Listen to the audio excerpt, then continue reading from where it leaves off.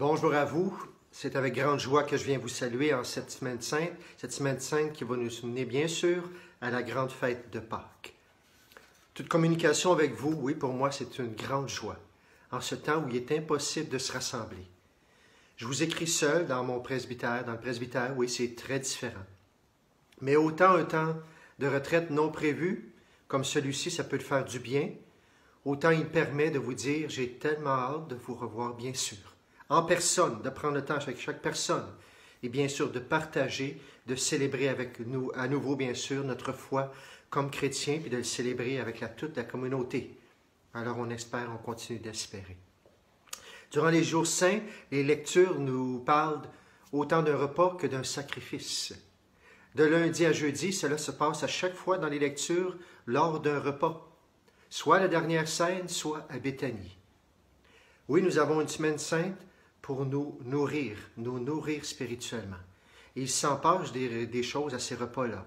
On a de l'amitié, on a du partage, on a aussi de la trahison, un reniement, on a même du service, bien sûr, etc. Bien sûr, l'Eucharistie du Jeudi Saint, ça nous redit à nouveau ce repas par excellence que Jésus a pris avec ses apôtres. Et celui qui nous réunit le dimanche, c'est son importance essentielle qu'est l'Eucharistie. On ne peut pas vivre sans l'Eucharistie. Cette fête du Jeudi Saint nous met aussi en présence du sacrifice de Jésus pour le monde entier. Elle nous redit aussi l'appel à servir nos frères et sœurs en humanité. Et la crise qu'on vit présentement nous redit le besoin de charité, le besoin de solidarité pour tout notre monde. Merci encore à tant de gens qui servent présentement pour sauver des vies. La fête de l'Eucharistie, c'est aussi la fête des prêtres, la fête du don du sacerdoce. Le vendredi saint maintenant, ça nous redit le sacrifice de Jésus sur la croix. Il n'y a pas de plus grand amour que donner sa vie pour ses amis. Jésus donne sa vie pour vous, pour moi, sur la croix. Et le temps du carême nous a unis de manière spéciale à ce sacrifice, car on était invités à grandir dans la foi, on était invités à mourir à nous-mêmes pour laisser plus de place à Dieu et à notre prochain.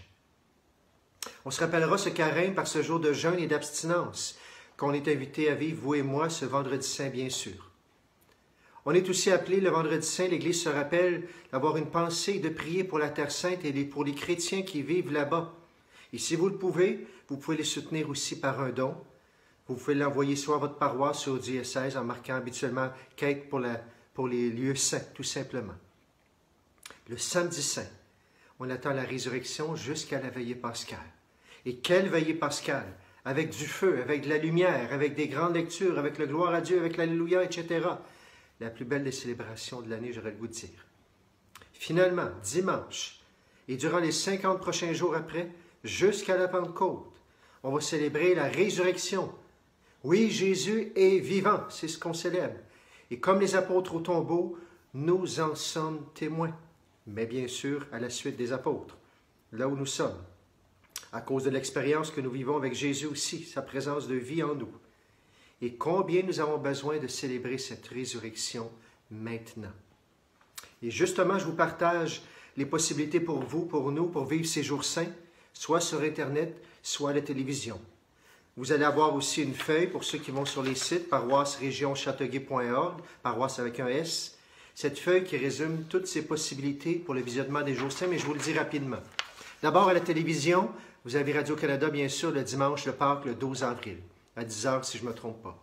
Vous avez aussi à la télévision le poste Ciel et Lumière qui est débloqué, à Vidéotron 242, le jeudi saint à 13h30 au Vatican, à 19h30 à Montréal. Ensuite, le vendredi, le 10 à 16h30 en direct de la cathédrale de Montréal, l'office du vendredi saint. Samedi 11 avril, 21h, la veillée pascale avec la cathédrale de Montréal. Et dimanche de Pâques, vous avez soit 8h30 le matin à Montréal ou soit 13h au Vatican. Tout ça, Ciel et Lumière, poste 242, qui est débloqué pour un bon bout de temps. Vous avez aussi la messe du jour de Pâques à la cathédrale avec Monseigneur Simard, mais elle va être seulement après Pâques. Alors, le canal Vidéotron, Ma TV, canal 9 ou 609 en haute définition, lundi de Pâques, le 13 avril, 19h, mardi à 9h et mercredi à 12h, à 12h30, la messe de Pâques de notre évêque Monseigneur Simard. Sur Internet maintenant, vous pouvez aller sur csur.tv, csur.tv, pour voir les célébrations à la cathédrale avec Monseigneur Simard. Du jeudi saint à 19h, du vendredi saint à 15h, de la veillée pascale à 20h et célébration du jour de Pâques à 9h. Ce n'est pas en direct, mais les célébrations vont être là, sur ce site-là. On va probablement les mettre sur les sites de la paroisse. Aussi, ici même, ce que moi je vais faire aussi, il y aura un chemin de croix vendredi soir le 10 qui sera disponible sur Internet et sur nos sites. Et il y aura aussi la messe de dimanche de Pâques que je vais célébrer, que vous pourrez retrouver comme d'habitude sur nos sites. Je les rappelle, paroisse avec un S, région châteauguay.org. Sur YouTube, paroisse région Châteauguay. Sur le site Facebook, paroisse de la région de Châteauguay. Et même sur mon Facebook aussi.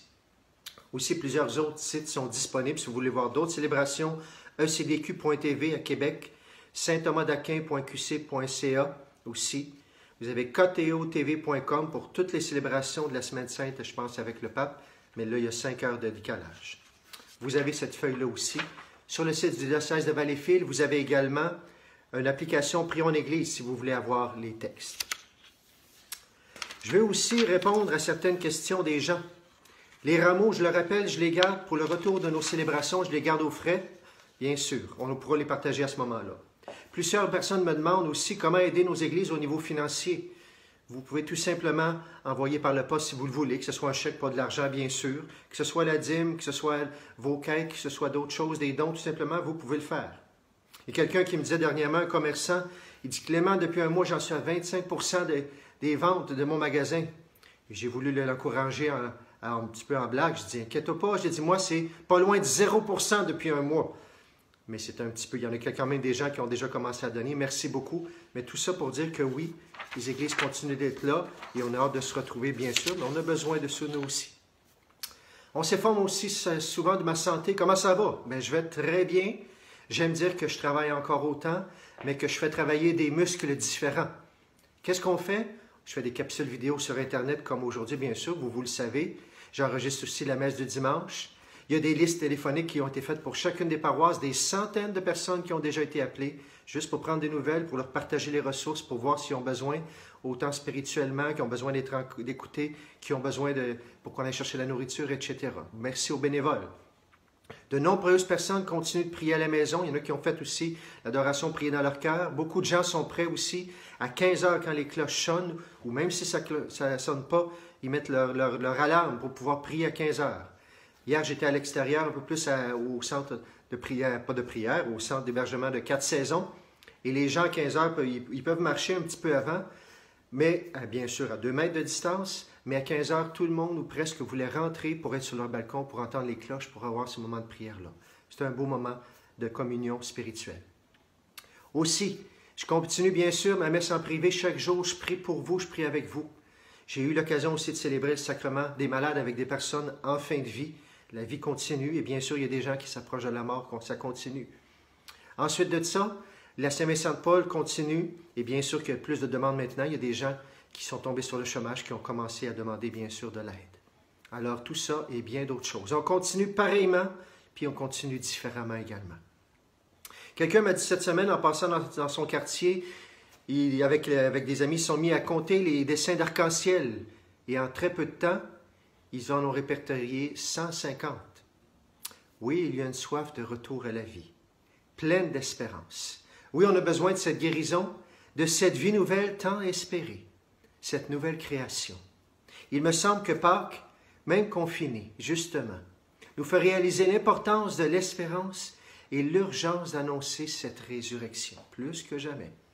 Et on a l'arc-en-ciel après le déluge. L'arc-en-ciel fut, vous vous en souvenez, pour rétablir l'alliance entre Dieu et les hommes, un signe d'espérance. Pour plusieurs, il est simplement le rappel qu'après la pluie, ce sera le beau temps. Avec l'arc-en-ciel, le soleil arrive donc. Mais comme chrétiens, nous espérons encore plus. Nous espérons vraiment que déjà maintenant, et bien sûr qu'après ce virus, une nouvelle création soit là, un temps nouveau de notre monde, un temps béni, puis bien sûr, on l'espère de manière définitive à la fin des temps. Oui, Seigneur, avec toi et avec vous, ça va bien aller.